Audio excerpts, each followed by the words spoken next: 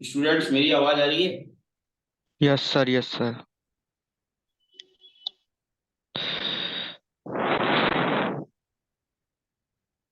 आप लोग के माइक कनेक्ट नहीं है क्या बच्चे? हेलो हेलो, यस सर, आ रही है। आप थोड़ा लाउड बोलिए बच्चों, आप लोग आवाज नहीं आ रही है आप लोगों की। हेलो, यस सर, आ रही है। हेलो। हाँ, अब आ रही है। ओके। तो देखिए, आप लोगों का बोर्ड एग्जाम बिल्कुल सर पर है। तो उस रिगार्डिंग हम ये क्लास स्टार्ट किया है। तो उसमें हम क्या करेंगे, आपका पूरा फिजिक्स का एक रिवीजन सा करवा देंगे और आपको कॉन्फिडेंस आ जाएगा फिजिक्स में। और साथ में कुछ चीजें मैथमेटिक्स की भी लेंगे। और डेली कुछ ना कुछ असाइनमेंट देंगे, होमवर्क देंगे, जिसके बेसिस पे आप अच्छा कर पाओगे। ठीक है, साइंस में आप अच्छा ओके करोगे। Okay okay. ठीक है, तो ओके सर, ओके सर। हाँ, आयन फिजिक्स पकड़ गुड एक बार इवनिंग जरा सर। देखिए, आप लोग अपने अपने वीडियो ऑन कीजिए जरा। मैं देखना चाहता हूँ आपको। Okay okay sir, okay. प्रभो, प्रभो। Okay. Good evening sir. Good evening and युग। Okay. Yes sir, good evening sir. तो अभी दो स्टूडेंट्स हैं, अभी गगन भी आया है अभी अभी। तो ये बताइए कि आप लोगों को फिजिक्स कैसा लगता है? फिजिक्स पढ़ने में कैसा सर लगता अच्छा। है? हैं? अच्छा अच्छा लगता है। लगता है सर। अच्छा लगता है, कॉन्फिडेंस है फिजिक्स में? यस बिल्कुल सर। बिल्कुल सर। अच्छा, बिल्कुल है। तो चलिए देखते हैं कि कैसा कॉन्फिडेंस रहेगा। तो हम लोग शुरुआत करेंगे। देखिए, आपके 4 यूनिट आते हैं फिजिक्स में। सबसे पहला यूनिट क्या है? करंट है शायद, करंट इलेक्ट्रिसिटी पहला। ये ऑप्टिक्स है। सर हमारे पूरे 4 चैप्टर हैं। हाँ, current, current electricity and optics, magnetic effect of current in human I. Yes sir, yes sir. ये चीजें। तो अभी स्टूडेंट और आने वाला है, मैं उसका भी वेट कर रहा हूँ जरा। एक मिनट, जरा उसको कॉल कर देते हैं, फिर स्टार्ट कर देते हैं। तो हम आपको बेसिक चीजें सिखाएंगे, साथ में क्या करेंगे, बेसिक होगा कि चार्ज क्या है। ठीक है, जो स्टूडेंट आएंगे वो बीच में ज्वाइन होते रहेंगे। तो स्टार्टिंग हम बात करते हैं चार्ज से। देखिए, चार्ज एक तरह से प्रॉपर्टी है, चार्ज को क्यू से डिनोट करते हैं। करंट इलेक्ट्रिसिटी का भी रिवीजन करवा रहे हैं। ठीक है, current okay okay electricity okay sir. Basic point बता रहे हैं। तो जरा समझिए, राइटिंग आपको विजुअल है proper? Yes sir, yes sir. तो करंट इलेक्ट्रिसिटी में चार्ज क्या है? चार्ज को क्यू से यस डिनोट सर। करते हैं या स्मॉल क्यू से भी डिनोट करते हैं? या तो इस कैपिटल क्यू कह दे सकते हैं, स्मॉल क्यू। चार्ज प्रॉपर्टी होती है बेटा। ठीक है, सब्सटेंस की प्रॉपर्टी है। It is the property of substance. Property of substance यानी सब्सटेंस के बगैर चार्ज होना पॉसिबल नहीं है। अगर सब्सटेंस है तो चार्ज होगा। अगर सब बात ही नहीं हो पाएगी, मतलब चार्ज विदाउट सब्सटेंस एग्जिस्ट नहीं करेगा। ये पहली बेसिक बात है। अभी मैंने बोला कि it is the property of substance, यानी विदाउट सब्सटेंस। सब्सटेंस में क्या क्या हो सकते हैं? 3 तरह के स्टेट्स होते हैं सब्सटेंस के। क्या क्या होते हैं मतलब बताना जरा। Solid, liquid and liquid gas. Gas. 3 तरह के सब्सटेंस होते हैं। इस पूरे तीनों तरह के सब्सटेंस में पूरा यूनिवर्स है। पूरा यूनिवर्स इन्हीं तीनों सब्सटेंस से मिलकर। ठीक है, तो विदाउट यस सब्सटेंस चार्ज का होना पॉसिबल नहीं है। कि चार्ज तभी है जब सब्सटेंस होगा। तो चार्ज की जो प्रॉपर्टी है, कैसे चार्ज डेवलप कैसे होता है? देखो, सब्सटेंस किससे बनता है? सब्सटेंस जो बनता है मॉलिक्यूल से बनता है। किससे बनता है? मॉलिक्यूल से। मॉलिक्यूल। मॉलिक्यूल। और मॉलिक्यूल किससे बनता है? एटम से। किससे बनता है बेटा? एटम से। एटम। अगर एटम्स बहुत सारे मिल जाएंगे तो मॉलिक्यूल बन जाएगा। और मॉलिक्यूल बहुत सारे मिल जाएंगे तो सब्सटेंस बन जाएगा। मेरी बात समझ में आई? Yes sir. ओके। अब जरा जरा ध्यान दीजिए। सभी लोग अपने वीडियो ऑन कर लीजिए, हर एक बच्चा वीडियो ऑन कर लेगा अपनी। तो कहने का मतलब है कि एटम क्या होता है? एटम में अगर देखा जाए, एटम का सेंट्रल पार्ट जो होता है पॉजिटिव होता है, जिसमें क्या होते हैं? प्रोटॉन होते हैं और न्यूट्रॉन होते हैं। क्या होते हैं? Protons plus neutrons. सेंटर में, एटम्स के सेंटर पार्ट में, ये तो सभी को पता होगा, मालूम है ना सभी को। और यस यस उसके सर। उसके अराउंड इलेक्ट्रॉन घूमते हैं। एटम न्यूक्लियस के अराउंड, इसको न्यूक्लियस बोलते हैं, जहां प्रोटॉन और न्यूट्रॉन होते हैं यस उसके सर। अराउंड इलेक्ट्रॉन घूम रहे होते हैं अपनी ऑर्बिट्स में। हर एक सब्सटेंस के, हर एक एटम के अलग अलग इलेक्ट्रॉन्स होंगे। हाइड्रोजन में एक ही इलेक्ट्रॉन होता है। हाइड्रोजन के अलावा और बड़े एटम्स जो आएंगे उसमें और ज्यादा इलेक्ट्रॉन्स होंगे। अभी हम पूरी केमिस्ट्री नहीं पढ़ा रहे हैं आपको, कितने इलेक्ट्रॉन्स होंगे इसके बारे में बात नहीं बता रहे हैं। लेकिन एटम बनता कैसे है? प्रोटॉन्स, न्यूट्रॉन और इलेक्ट्रॉन के कॉम्बिनेशन से एटम बनता है। तीन चीजों के कॉम्बिनेशन से बनता है। किससे? Proton, neutron, electron. Proton neutron कहाँ होते हैं? न्यूक्लियस के अंदर होते हैं, जो पॉजिटिव होता है, और उसके अराउंड इलेक्ट्रॉन घूम रहे होते हैं। इलेक्ट्रॉन का जो चार्ज होता है वो नेगेटिव होता है, और प्रोटॉन का जो चार्ज होता है वो पॉजिटिव होता है। न्यूट्रॉन का कोई चार्ज नहीं होता, न्यूट्रॉन में चार्ज ही नहीं होता। तो ये मैं आपको रिकॉर्डिंग भेज दूंगा इसकी, वो आप देखिए। ये जो काम की चीजें हैं वो आप जरूर नोट करते रहिए। तो अभी जो काम की बात है वो हम उस पर चलते हैं। तो इलेक्ट्रॉन के ट्रांसफर से सब्सटेंस में चार्ज आता है। जैसे मान लो कोई सब्सटेंस है, ये सब्सटेंस है बेटा कोई, और ये न्यूट्रल है। न्यूट्रल का मतलब है नो चार्ज, कोई चार्ज नहीं होना। और ये सब्सटेंस किससे बना होता है? एटम से बना होता है। एटम्स अगर आइसोलेटेड है, आइसोलेटेड एटम क्या होता है? अगर एटम में अगर कोई एटम ए है, कितने प्रोटॉन्स है? मान लो इसमें 6 प्रोटॉन है और 6 इलेक्ट्रॉन है, तो जो नेट चार्ज हो जाएगा 0 हो जाएगा कि नहीं हो जाएगा? बोलो। Yes sir. 6 प्रोटॉन होंगे और 6 इलेक्ट्रॉन होंगे, तो नेट चार्ज 0 हो जाएगा। अगर मान लो कोई सब्सटेंस ऐसा है जो इस तरह के एटम से मिलकर बना है, जो न्यूट्रल है, आइसोलेटेड है, तो उसमें नेट चार्ज कितना हो जाएगा? क्यू नेट 0 हो जाएगा। अब मान लेते हैं सब्सटेंस से हमने n इलेक्ट्रॉन ट्रांसफर कर दिए। कितने इलेक्ट्रॉन ट्रांसफर कर दिए? n इलेक्ट्रॉन रिमूव कर दिए। तो जब n इलेक्ट्रॉन रिमूव करेंगे तो वो जो सब्सटेंस होगा वो पॉजिटिव चार्ज हो जाएगा, प्लस n ही चार्ज आ जाएगा। यानी प्लस चार्ज कैसे आएगा? इलेक्ट्रॉन के जाने से। इलेक्ट्रॉन के जाने से कैसा चार्ज आता है बच्चे? पॉजिटिव। समझ गए ना मेरी बात? जैसे n इलेक्ट्रॉन्स निकल गए तो कितना पॉजिटिव चार्ज आएगा? प्लस n ही। पॉजिटिव। अगर इसी सब्सटेंस में अगर इलेक्ट्रॉन्स ऐड हो गए, इसी सब्सटेंस में n इलेक्ट्रॉन्स अगर ऐड हो गए, तो चार्ज कितना हो जाएगा? माइनस n ही। अगर इलेक्ट्रॉन्स आ गए, जुड़ गए, इलेक्ट्रॉन में नेगेटिव चार्ज हो जाए। आप खुद सोचो, अगर इलेक्ट्रॉन में चार्ज नेगेटिव है तो इलेक्ट्रॉन के आने से नेगेटिव आएगा कि नहीं आएगा? मेरी बात सुनो, जैसे मतलब प्रोटॉन में पॉजिटिव चार्ज है, इलेक्ट्रॉन में नेगेटिव चार्ज है। प्रोटॉन ना आते हैं ना जाते हैं, क्योंकि प्रोटॉन्स न्यूक्लियस के अंदर है। न्यूक्लियस को हम लोग तोड़ नहीं सकते। अगर न्यूक्लियस टूट जाएगा तो एटम ही खत्म हो जाएगा। तो एटम की जो डीएनए होता है, एटम का जो कोर पार्ट होता है वो न्यूक्लियस होता है। न्यूक्लियस में प्रोटॉन और न्यूट्रॉन आराम करते हैं, घूमते नहीं है। समझ रहे हैं? तो न्यूट्रॉन्स और yes proton sir, yes nucleus के सर। अंदर होते हैं, तो जो भी पूरा पॉजिटिव चार्ज है वो न्यूक्लियस के अंदर ही रहता है। तो नेगेटिव चार्ज किसका होता है? इलेक्ट्रॉन का। वो घूमते हैं ऑर्बिट में। अगर इलेक्ट्रॉन्स निकाल लिए जाए ऑर्बिट से तो सब्सटेंस के में पॉजिटिव चार्ज आ जाता है, और इलेक्ट्रॉन्स अगर ऐड हो जाए तो सब्सटेंस में कैसा आ जाता है? नेगेटिव। क्योंकि इलेक्ट्रॉन में नेगेटिव चार्ज होता है। एक इलेक्ट्रॉन में चार्ज कितना होता है? माइनस के 1.6 इंटू 10⁻⁹ कूलम। कूलम क्या है बेटा? ये एसआई यूनिट है। किसकी है? एसआई यूनिट ऑफ चार्ज है। चार्ज। चार्ज की एसआई यूनिट है। और इलेक्ट्रॉन में चार्ज नेगेटिव होता है, और प्रोटॉन में इतना ही पॉजिटिव होता है। प्रोटॉन को हम लोग निकाल नहीं सकते क्योंकि वो न्यूक्लियस के अंदर है। इलेक्ट्रॉन को निकाल सकते हैं। इलेक्ट्रॉन के निकलने से कैसा चार्ज आएगा? पॉजिटिव। और इलेक्ट्रॉन के आने से कैसा चार्ज आएगा? नेगेटिव। जैसे मान लो कोई ए एटम है, अगर मैं मान लो सपोज करिए इसमें +3 इलेक्ट्रॉन्स क्या हो गए? ऐड हो गए। प्लस हो गए मतलब ऐड हो गए, तो ये सब्सटेंस क्या चार्ज आ जाएगा बताओ? अगर इलेक्ट्रॉन इसमें +3 ऐड हो गए तो सब्सटेंस में कितना चार्ज आएगा? प्लस आएगा, माइनस आएगा? बोलिए। सब्सटेंस में 3 इलेक्ट्रॉन ऐड हो गए, ये सब्सटेंस में प्लस चार्ज होगा या माइनस चार्ज होगा? आप लोग समझ नहीं रहे हो क्या? इलेक्ट्रॉन के आने से सब्सटेंस कैसा चार्ज होता है? नेगेटिव। इलेक्ट्रॉन के आने से, प्लस का मतलब आना, माइनस का मतलब जाना। तो इस सब्सटेंस में 3 इलेक्ट्रॉन जुड़ गए तो नेगेटिव चार्ज होगा, पॉजिटिव चार्ज होगा? नेगेटिव। हाँ, कितना नेगेटिव आएगा? ये आएगा 3e, -3e चार्ज आएगा नेगेटिव। और इसका मतलब e की वैल्यू कितनी होती है? 1.6 10⁻⁹ इतने कूलम नेगेटिव चार्ज आ जाएगा, 3e।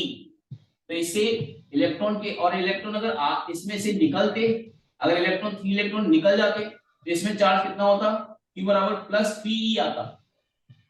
निकलने से +3 आता है और आने से -3 आता है। याद रखना, इलेक्ट्रॉन के ऐड होने से। बस ये चीज है। तो पहला जो रूल है, चार्ज क्वांटाइज रहता है। पहला रूल क्या है? चार्ज की वैल्यू जो होती है किसी भी सब्सटेंस में, q बराबर ±ne होता है। या तो +n होगा e, या -n कोई नंबर है। n को बोलते हैं नेचुरल नंबर, जैसे बोलते हैं 1 2 3 4 ये आपका इंटीजर है, इसको इंटीजर जानते हो ना, 1 2 3 4 ये सारे इंटीजर है। नेगेटिव इंटीजर भी हो सकता है, पॉजिटिव इंटीजर भी हो सकता है। जैसे मैंने कह दिया q बराबर -6e, इसका मतलब ये वाले सब्सटेंस में कैसे इलेक्ट्रॉन एक्सेस में है या इलेक्ट्रॉन की कमी है, इलेक्ट्रॉन एक्सेस में है या इलेक्ट्रॉन डिफिशिएंट है, ये सब्सटेंस इलेक्ट्रॉन एफिशिएंट है या डिफिशिएंट है तब। इलेक्ट्रॉन अगर चार्ज -6e है किसी सब्सटेंस में, वो सब्सटेंस इलेक्ट्रॉन डेफिशिएंट है या इलेक्ट्रॉन एक्सेस में, इलेक्ट्रॉन रिच है। माइनस है तो मतलब इलेक्ट्रॉन रिच हो गया, और प्लस होता है तो इलेक्ट्रॉन डिफिशिएंट होता है। प्लस मतलब डेफिशिएंट। इलेक्ट्रॉन की कमी है, प्लस चार्ज होने का मतलब इलेक्ट्रॉन डिफिशिएंट, और माइनस चार्ज होने का मतलब इलेक्ट्रॉन रिच। तो ये इलेक्ट्रॉन रिच होगा, सब्सटेंस कैसा होगा ये, इलेक्ट्रॉन रिच। अब मेन ये तो चार्ज की बात हो गई, लेकिन अब ये चार्ज में क्वेश्चन किस तरह से आएगा, करंट से क्या लेना देना जरा आपको देखते हैं। हटा दो इसको, चार्ज की ऐसा यस यूनिट है सर। कूलम। कूलम। हाँ ठीक है। और चार्ज की किसी भी सब्सटेंस में चार्ज हो सकता है, क्या हो सकता है, पहली बात Q is equal two plus minus NE हो सकता है, प्लस एनी माइनस NE। और E की जो वैल्यू होती है 1.6 10 टू द पावर 1.6 -19 कूलम होती है, ये चार्ज की वैल्यू होती है। ठीक है, किसी भी सब्सटेंस। अब देखो इससे करंट कैसे बनता है, मेन करंट डेवलप कैसे होता है, करंट का सोर्स क्या है, how we can develop current, क्या है, व्हाट इज करंट। करंट का मतलब है जब फ्लो कोई भी चार्ज फ्लो फ्लो ऑफ होता है। चार्जेस। जैसे मैंने ये कोई सब कंडक्टर ले लिया, कंडक्टर क्या होता है, तीन तीन तरह के सब्सटेंस होते हैं। पहला होता है कंडक्टर, दूसरा इंसुलेटर। होता है एलॉय, एलॉय होता है, एलओआई कह सकते हैं इसको। और तीसरा होता है इंसुलेटर, इंसुलेटर। ठीक है, इंसुलेटर, तीन तरह के सब्सटेंस होते हैं। सबसे ज्यादा करंट इलेक्ट्रॉन किस में होते हैं, कंडक्टर में। Electron conductor. एक्सिस में होते हैं, बहुत मैनी इलेक्ट्रॉन होते हैं, सबसे ज्यादा मोर इलेक्ट्रॉन होते हैं। कितने होते हैं, मोर इलेक्ट्रॉन होते हैं, बहुत ज्यादा इलेक्ट्रॉन होते हैं। इसमें मॉडरेट इलेक्ट्रॉन, मॉडरेट मतलब ना ज्यादा ना कम, मॉडरेट होते हैं। क्या होते हैं, मॉडरेट का मतलब क्या होता है, मॉडरेट। बीच। हाँ, मॉडरेट इलेक्ट्रॉन्स होते हैं। और इसमें क्या होता है, very less, very very less, very less electron, बहुत कम इलेक्ट्रॉन। तो आप मुझे एक बात बताओ, जिस सब्सटेंस में सबसे ज्यादा इलेक्ट्रॉन होंगे उसमें करंट ज्यादा पास होगी, करंट का मैग्नीट्यूड हाई होगा। अब करंट बनता कैसे वो मैं बताता हूँ। तो तीन तरह के सब्सटेंस होते हैं, conductor, alloy and insulator. Alloy किससे बनते हैं, कंडक्टर और नॉन कंडक्टर को मिला के। एलॉय जैसे मैंने सपोज करिए, एक कंडक्टर, एक मैंने मेटल ले लिया और दूसरा कोई और सब्सटेंस ले लिया और मिक्स करके एक नया मटेरियल मटेरियल बना दिया। कंडक्टर नॉन नॉन कंडक्टर को मिला के, कंडक्टर और इंसुलेटर को मिला के एक बीच का मटेरियल बना दिया, उसको एलॉय कहते हैं। जैसे इसको थोड़ा सा ये ले लिया, थोड़ा ये ले लिया, इन दोनों को मिला के एक नया मटेरियल तैयार कर दिया, उसको एलॉय कह देते हैं, है ना। Yes sir. और यस कंडक्टर सर। को क्या होता है, प्योर मेटल होता है। कंडक्टर क्या होता है, प्योर मेटल। Pure metal. और ये जो होता है ये इंसुलेटर, जैसे प्लास्टिक हो गया, वुड हो गया, प्लास्टिक वुड। तो प्लास्टिक में का करंट पास होती है क्या, नहीं होती ना। नो, नहीं होती। और वुड में भी करंट पास नहीं होती। एलॉय में होती है लेकिन कम होती है, लेकिन सबसे ज्यादा करंट किस में पास होती है, कंडक्टर में। रीजन क्या है, अगर आपसे कोई पूछे कि कंडक्टर में ज्यादा करंट क्यों होती है, तो आप कहोगे बहुत, there are so many free electrons, electron rich है ये, और ये इलेक्ट्रॉन पुअर है, और ये इलेक्ट्रॉन मॉडरेट है, मतलब ना ज्यादा इलेक्ट्रॉन होते हैं ना कम होते हैं, बीच में होते हैं। अब देखो मेन करंट डेवलप कैसे होती है, जैसे मान लो हमने कोई कंडक्टर ले लिया, मान लो ये ले लिया हमने, और इसको हमने एक बैटरी से अटैच कर दिया। देखो बैटरी का सिंबल क्या होता है जरा देखिए, अगर मैंने एक बड़ा टर्मिनल बनाया, एक छोटा ये टर्मिनल सेल। बनाया, इसको बोलते हैं सेल। क्या बोलते हैं, सेल। सेल। एक बड़ा टर्मिनल होता है एक छोटा, लेकिन अगर मान लेते सेल। हैं कुछ ऐसे ऐसे बना दिए जाए, तो इसको बोलते हैं बैटरी। ग्रुप, इसको बोलते हैं ग्रुप ऑफ सेल, इसको बैटरी कहते हैं। क्या कहते हैं, बैटरी। बैटरी क्या होता है, ग्रुप ऑफ सेल होता है। क्या होता है बेटा, ये ग्रुप ऑफ सेल, बहुत छोटी छोटी सेल मिला के बैटरी बन जाती है, बहुत छोटी छोटी सेल मिला के बैटरी बन जाती है इस तरह से। तो ग्रुप ऑफ सेल को हम लोग बैटरी कहते हैं। तो ये काम क्या करता है बैटरी, ये काम ये करता है बेटा, जो इसके अंदर इलेक्ट्रॉन जो इलेक्ट्रॉन जो घूम रहे थे ऑर्बिट्स में, अपनी अपनी अपने एटम्स के, वो मूव नहीं कर पा रहे थे, एक पर्टिकुलर डायरेक्शन में मूव नहीं कर पा रहे थे, वो सर्कुलेशन में लगे हुए थे। मतलब एटम जो है ना, एटम के सर्कुलेशन में लगे हुए थे इलेक्ट्रॉन सारे के सारे। सर्कुलेशन में लगे हुए। ये सेल क्या करेगा, जैसे ही ये सेल का एक एंड पॉजिटिव होता है, ये नेगेटिव, ये एंड पॉजिटिव हो जाएगा, ये नेगेटिव हो जाएगा। तो इलेक्ट्रॉन को यहाँ पर क्या दिखेगा, पॉजिटिव चार्ज दिखेगा, और इलेक्ट्रॉन पॉजिटिव चार्ज के प्रति अफेक्शन रखता है। अफेक्शन मतलब उसको पॉजिटिव चार्ज से अट्रैक्शन मिलता है। प्लस और माइनस में क्या होगा, अट्रैक्शन। इलेक्ट्रॉन सारे इधर की तरफ भागने लगते हैं। जब सारे इलेक्ट्रॉन इधर की तरफ भागने लगेंगे तो क्या होता है, net flow of electron, particular cross section से नेट फ्लो ऑफ इलेक्ट्रॉन होगा, और ये इलेक्ट्रॉन भाग के इधर तक पहुंच जाएंगे।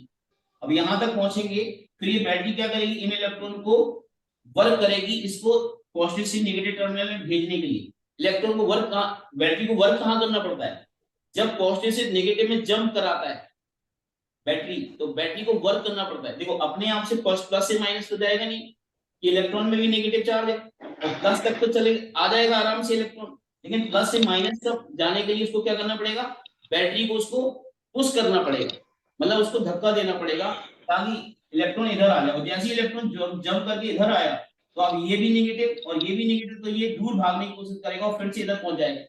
अब यहाँ पहुंच जाएगा माइनस में, तो फिर ये प्लस अट्रैक्ट कर लेगा। तो ऐसे ही लगातार घूमता रहेगा जब तक कि बैटरी पूरी डिस्चार्ज ना हो। बैटरी बार बार डिस्चार्ज क्यों हो रही है, क्योंकि बैटरी को इलेक्ट्रॉन को इस पॉजिटिव से नेगेटिव में भेजने के लिए कार्य करना पड़ता है, वर्क करना पड़ता है।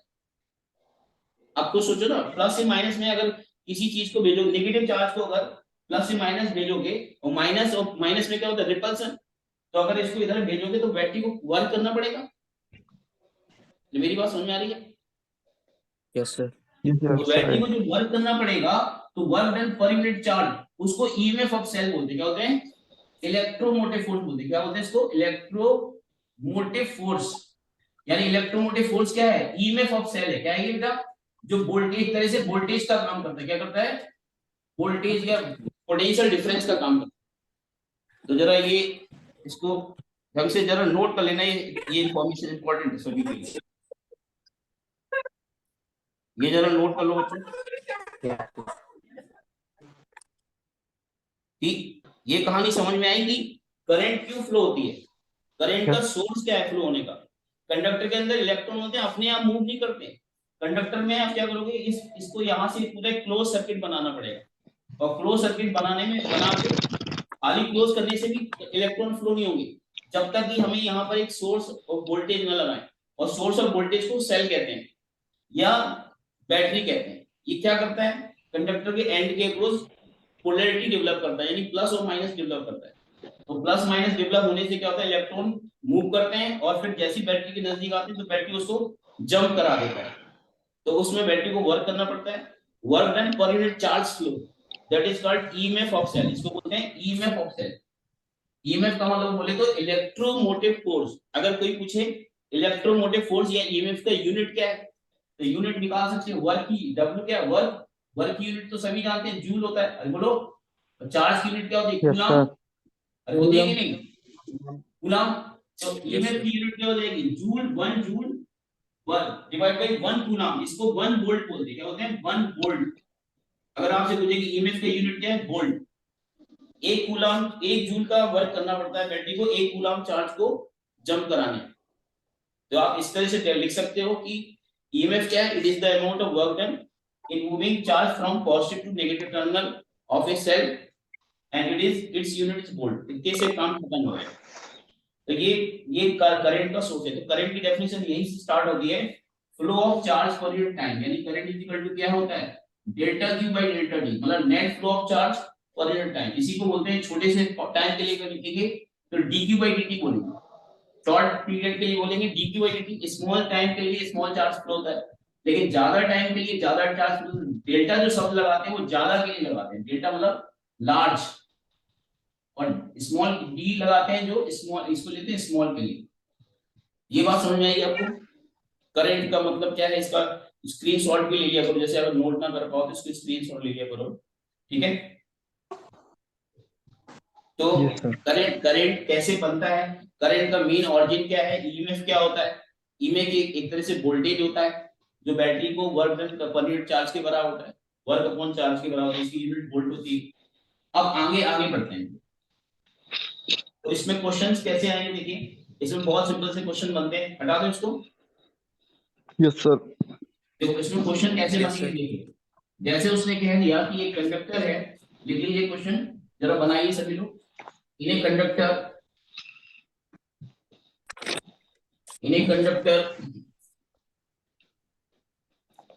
25 into 10 to the power 6 electron flow in a conductor, पूरा लिखना क्वेश्चन। इन ए कंडक्टर मैंने बताया था वो मटेरियल जिसमें ज्यादा फ्री इलेक्ट्रॉन होते हैं। In a conductor 25 10 to 6 electron flow in 30 minute, find equivalent current बताइए जरा कितनी होगी। इक्विवेलेंट करंट की वैल्यू बताओ जरा कितनी होगी। कौन सा फॉर्मूला लगेगा इसमें? I equal to Q by T. Delta Q by delta D, ये लगाएंगे या ये लगाएंगे D Q by D T? ऊपर वाला लगाएंगे नीचे वाला लगाएंगे? ऊपर वाला, क्योंकि टाइम ज्यादा है ना, 30 मिनट अच्छा खासा टाइम है भाई। अरे बोलो ना यार, यस 30 सर, मिनट अच्छा खासा टाइम है, तो ये लगाएंगे ना, ज्यादा चार्ज पास होगा ना उसमें, ज्यादा टाइम ड्यूरेशन होगा तो ज्यादा चार्ज पास होगा। अगर मैं कहता कि 1 मिली सेकेंड कहता, 1 मिली सेकेंड, तो 1 मिली सेकेंड में चार्ज जो होता वो उसी हिसाब से होता, तो उसके लिए ये लगाते हैं। छोटा टाइम होता तो ये लगाते हैं, बड़ा टाइम होता तो ये लगाते हैं। Getting? Yes sir, yes sir. तो क्या करेंगे, सबसे पहले तो चार्ज निकालना पड़ेगा डेल्टा क्यू बराबर क्या होगा, एन ई, क्या बन जाएगा, एन ई। अभी बताया था थोड़ी देर पहले, एन कितना है, एन तो दे रखा है ये, यस सर, 25 × 10⁻⁶ इलेक्ट्रॉन, और ई की वैल्यू आपको बता चुका हूं, तो 25 × 10⁻⁶ ये हो गया, और ई की वैल्यू होती 1.6 × 10⁻⁻19। आपका होगा इसमें माइनस क्यों नहीं रखा, क्योंकि चार्ज का मैग्नीट्यूड निकालना होता। जब भी हम लोग ये चीज यूज करते हैं तो चार्ज का मैग्नीट्यूड रखते हैं, क्योंकि करंट जो है स्केलर क्वांटिटी, कैसी बेटा कौन क्वांटिटी है ये, स्केलर क्वांटिटी। स्केलर क्वांटिटी वो होती है जिसका सिर्फ मैग्नीट्यूड होता है, तो साइन नहीं लेते यहाँ पे, बोलो ना। यस सर, यस सर, तो इसको जब सॉल्व करेंगे तो ये जो भी आएगा, और उसको फिर इस टाइम को 30 मिनट को किसमें चेंज करना पड़ेगा, सेकंड में। ये यूनिट क्या होती है, कूलाम पर सेकंड। तो कूलाम तो ये इससे कूलाम बन गया। कूलाम कैसे बना, n को e से मल्टीप्लाई कर दिया तो कूलाम बन गया। तो इसकी वैल्यू क्या हो जाएगी, 25 × 10⁻⁶ into 1.6 10⁻⁻90 डिवाइडेड बाय कितना हो जाएगा, 30 × 60। एक मिनट में 60 सेकंड होते हैं, तो 30 मिनट में कितने हो जाएंगे, 30 × 60। तो इसको पूरे को सॉल्व करेंगे तो इसकी यूनिट आ जाएगी एम्पियर। क्या आ जाएगी, एम्पियर। करंट की यूनिट क्या बेटा, एम्पियर। समझ गया ना। 1 एम्पियर का मतलब होता है, 1 एम्पियर का मतलब होता है बेटा 1 coulomb charge per unit second. 1 second में 1 कूलम चार्ज अगर 1 सेकंड में पास होता है तो उसको 1 एम्पियर की करंट बोलते हैं। 1 एम्पियर की करंट किसको बोलते हैं, 1 कूलम का चार्ज अगर 1 सेकंड के लिए पास होता है तो उसको 1 एम्पियर बोलते हैं। तो एम्पियर किसकी यूनिट है, करंट की। चाहे वो करंट इंस्टेंटेनियस हो, इंस्टेंटेनियस की स्मॉल करंट को इंस्टेंटेनियस बोलते हैं, और ये जो delta Q by delta T इसको एवरेज करंट बोलते हैं। जो ज्यादा टाइम के लिए होती है उसको एवरेज करंट नाम देते हैं। क्या देते हैं बेटा, एवरेज करंट। और जो पर्टिकुलर कम टाइम के लिए होती है उसको बोलते हैं इंस्टेंटेनियस करंट। क्या होते हैं, इंस्टेंटेनियस करंट, जो एक पर्टिकुलर छोटे से मूवमेंट के लिए होती है तुरंत। जैसे अगर किसी कंडक्टर में करंट पास हो रही है, हम कह रहे हैं करंट कितनी है, तो इसी पर्टिकुलर मूवमेंट पे जो करंट होती है उसको हम बोलते हैं इंस्टेंटेनियस। और जो लार्ज टाइम के लिए होती है उसको बोलते हैं एवरेज करंट। एवरेज में टाइम इंटरवल ज्यादा होता है, 30 मिनट ज्यादा है। मेरी बात समझ में आई? यस सर, यस तो करंट का Yes, ये sir. कॉन्सेप्ट था, तो हमने ये समझाया आपको। अब बाद से इसको सॉल्व तो कर ही लेंगे ना हम लोग, कैलकुलेशन तो कर ही देंगे, ठीक है। अब देखो, अब इसमें देखो अगर चार्ज दिया है तो करंट पूछ सकता है। 3 चीजें इसमें लिंक है, इस फॉर्मूले में लिंक कितनी चीजें देखो, Q बराबर एन, Q बराबर एन ई में भी 3 चीजें लिंक है। इसमें 3 चीजें लिंक है। देखो एक तो इस फॉर्मूले में पहला ये फॉर्मूला मैंने बताया कि 3 चीजें लिंक है। एक तो प्लस माइनस से पता चल जाएगा क्या होता है चार्ज की। पहली बात मैंने समझाई कि अगर प्लस है तो इलेक्ट्रॉन क्या है, इलेक्ट्रॉन डेफिशिएंट है। क्या है बेटा, इलेक्ट्रॉन डेफिशिएंट, इलेक्ट्रॉन की कमी है। और अगर माइनस चार्ज है किसी में तो इलेक्ट्रॉन रिच है। वो सब्सटेंस कैसा है बेटा, इलेक्ट्रॉन रिच। पहली बात तो ये समझे। दूसरी बात बताइए कि I बराबर delta Q by delta T कब लगाते हैं, और I बराबर dq by dt कब लगाते हैं? ये एवरेज के लिए लगाते हैं, ये इंस्टेंटेनियस के लिए लगाते हैं। दोनों की यूनिट सेम होगी। दोनों की यूनिट क्या है? Unit is ampere. Unit ampere को शॉर्ट में लिख सकते हैं, कैपिटल ए लिख सकते हैं शॉर्ट में, और बड़े उसमें लेगा एम्पियर। ओके, अब देखो इसमें अगर मान लो चार्ज दिया है और नंबर ऑफ इलेक्ट्रॉन पूछ लिया जाए तो हम इससे तुरंत n बराबर लगा के लिख सकते हैं, q अपॉन e करके n निकाल सकते हैं। देखो e तो वैल्यू पता ही होती है ना, e की वैल्यू होती है 1.6 10 to the - 19 न्यूमेरिकल 1.6 वैल्यू। तो यहाँ पे n पूछा जाएगा तो q और e आपको पता होना चाहिए, तो n निकाल लेंगे। और अगर n पता है और e पता है तो हम q निकाल सकते हैं। पहली बात, अब इसमें क्या क्या पता कर सकते हैं, जैसे यस इसमें मान लो अगर हमें डेल्टा क्यू पता है और डेल्टा टी पता है तो आई निकाल देंगे। और दूसरी बात, अगर यस आई सर पता है और डेल्टा टी पता है तो क्यू निकाल देंगे। बोलो। यस तीसरी सर बात, अगर आई पता है डेल्टा क्यू पता है तो डेल्टा टी भी निकाल सकते हैं। कुछ भी पूछ सकता है, मतलब तीन तरह के क्वेश्चन बन सकते हैं। इसी फॉर्मूले के क्वेश्चन तीन तरह के बन सकते हैं। कोई भी दो चीज दिया जाएगा तो तीसरा पूछ लेगा। बोलो, करोगे ना आप लोग? Yes sir. तो अभी मैं होमवर्क भी दूंगा तो अब इसके आगे मैं बढ़ता हूँ। अब थोड़ा सा और थोड़ा ऊपर चलते हैं। थोड़ा, ये तो बेसिक बेसिक चीजें मैंने बताई, थोड़ा ग्राफ से भी समझ लेते हैं चीज को। ग्राफ से भी क्वेश्चन आते हैं, बता दो इसको। Yes sir. यस सर ठीक है, अब जैसे यस ग्राफ से क्वेश्चन कैसे आएंगे जरा समझिए। जैसे मान लो अभी आपने देखा कि Q बराबर I बराबर होता है delta Q by delta T। तो अगर हमारे पास I versus charge versus time graph है, क्या है? Charge versus time graph. यहाँ पे चार्ज मतलब Q versus charge versus time graph है, Q वर्सेस T ग्राफ। तो इसका जो स्लोप होता है, देखो स्लोप क्या मतलब क्या होता है, जैसे ये लाइन गई और फिर इधर ऐसे हो गया और फिर ऐसे गया, ऐसे हो गया। जरा ध्यान देना, ये जीरो हो गया, ये मान लो चार्ज कितना हो गया, मान लो 50 कूलम हो गया, और ये मान लो सपोज करिए 10 सेकंड हो गया, और ये मान लेते हैं कितना हो गया, 20 सेकंड हो गया, ये मान लो 30 सेकंड हो गया। अब जरा बहुत इंटरेस्टिंग पॉइंट जरा ध्यान दीजिए।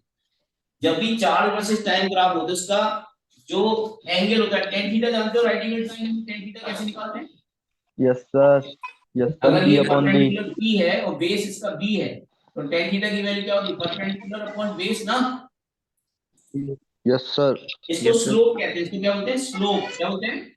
स्लोप बोलते हैं। Slow slow. स्लोप हाँ, तो जरा ध्यान दीजिए। जैसे मान लो अगर करंट निकालिए, अगर आपसे कह दिया है 0 से 10 सेकंड में करंट की वैल्यू बताओ क्या होगी, तो आपको 0 से 10 के बीच में इसका टेन थीटा निकालना है। क्या निकालना है? इसका टेन थीटा। इस ट्रायंगल में टेन थीटा बनेगा, इस वाले ट्रायंगल में टेन थीटा, इस राइट एंगल ट्रायंगल में टेन थीटा क्या बनेगा? जो टेन थीटा होगी वही करंट हो जाएगा। यानी करंट की वैल्यू क्या? Delta Q by delta T. Delta Q कितना हो गया? 50।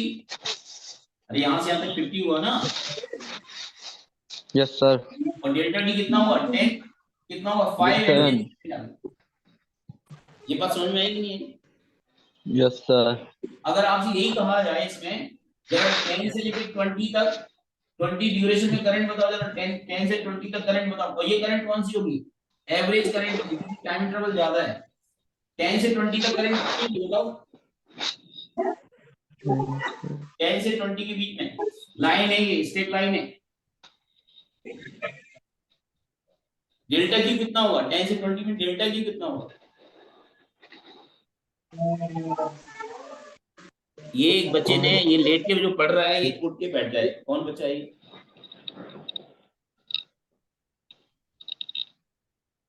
दोबारा से आप अगर लेट के पढ़ना है तो आप क्लास अटेंड ना करना, ठीक है? और आपका चेहरा भी प्रॉपर दिखना चाहिए। अब मैं बात कर रहा हूँ 10 से लेकर 20 तक करंट जीरो होगी। बताओ क्यों? क्योंकि 20 पर भी चार्ज 50 कूलम है और 10 पे भी चार्ज 50 कूलम है, यानी चार्ज बदल ही नहीं रहा है। तो डेल्टा क्यू की वैल्यू जीरो नहीं हो जाएगी? डेल्टा क्यू की वैल्यू जीरो नहीं हो जाएगी? डेल्टा क्यू मतलब final charge minus initial charge, final charge minus initial charge. तो इस पॉइंट पे भी चार्ज 50 है और इस टाइम पे भी चार्ज 50 है, तो 50 माइनस 50 जीरो हो गया ना चार्ज। जब चार्ज ही जीरो हो गया तो करंट तो जीरो हो ही जाएगी ना। अरे यस बात समझ सर में आई कि नहीं आई? मतलब 10 से लेकर 20 तक कोई करंट नहीं रहेगी। क्यों? क्योंकि चार्ज चेंज ही नहीं हो रहा है, 50 से 50 है। अब आप कहोगे 0 से 10 में क्यों चार्ज चेंज हुआ ना? 0 पे चार्ज कितना है 0 और 10 पे चार्ज कितना होगा 50, तो चार्ज कितना चेंज हुआ 50 माइनस 0। 0 से 10 के लिए अगर देखा जाए तो चार्ज 0 50 माइनस 0 और टाइम कितना हुआ 10, तभी तो इसकी 5 एम्पीयर करंट आ गई। लेकिन इसमें 10 से लेकर 20 तक फाइनल चार्ज भी 50 है और 10 पे भी चार्ज 50 है, यानी चार्ज बदल ही नहीं रहा है, तो उसका स्लोप क्या हो जाएगा 0 नहीं हो जाएगा? Yes, sir. Yes, sir. अगर यही बात मैं पूछूं आपसे कि इसी इसी क्वेश्चन में करंट बताइए 0 से लेके 20 सेकंड तक बताइए, तो अब करंट 0 नहीं होगी, 0 से 20 में करंट 0 नहीं होगी, तो आप कहोगे फिर 5 होनी चाहिए फिर तो, लेकिन 5 भी नहीं होगी। क्यों नहीं होगी 5? देखो डेल्टा क्यू तो आपका 10 ही रहा, डेल्टा क्यू तो 50 ही रहा। देखो 0 पे कितना है 0 चार्ज है और 20 पे कितना है 50। इनिशियल और फाइनल देखते हैं, बीच का नहीं देखा जाता, इनिशियल देखा जाता है, फाइनल देखा जाता है। इनिशियली चार्ज कितना है 0, फाइनल चार्ज क्या है 50, तो फाइनल 50 माइनस 0, टाइम कितना हुआ? टाइम तो बढ़ गया ना, पहले टाइम 10 था, टाइम कितना हो गया 20, तो टाइम 20 हो गया, तो अब हम इसको इससे डिवाइड करेंगे तो delta Q by delta T तो करंट होता है कितना होगा 50/20, मतलब बोले तो 5/2 यानी 2.5। देखो पहले करंट कितनी आ रही थी हमारी 0 से 10 में करंट आ रही थी 5, लेकिन 0 से 20 में करंट हमारी 2.5 होगी, जस्ट इसकी हाफ होगी। अरे बात समझ में आई नहीं आ रही? Yes, sir. Yes, sir. और अगर आपने आपसे यही क्वेश्चन पूछूं कि 0 से 30 में बताओ जरा करंट, 0 से 30 में करंट बताओ जरा, तो हम इनिशियल चार्ज देखेंगे और फाइनल चार्ज देखेंगे, बीच के चार्ज को नहीं देखना। इनिशियली चार्ज कितना है 0 और फाइनल 30 में भी तो चार्ज 0 है। ये लाइन जाके कहां पे मिल रही है? इस लाइन पे चार्ज क्या होगा 0 ही तो होगा, फाइनल चार्ज भी 0, इनिशियल चार्ज भी 0, तो 0 माइनस 0 अपॉन टाइम कितना होगा 30 माइनस 0, यानी कि 0 अपॉन 30 कितना हो गया 0। अरे बात समझ नहीं आई? Yes, sir. तो ग्राफ से कैसे निकालते हैं करंट? बहुत आसान है, स्लोप से। कैसे निकालते हैं? स्लोप से। Slope. क्लियर है? Yes, sir.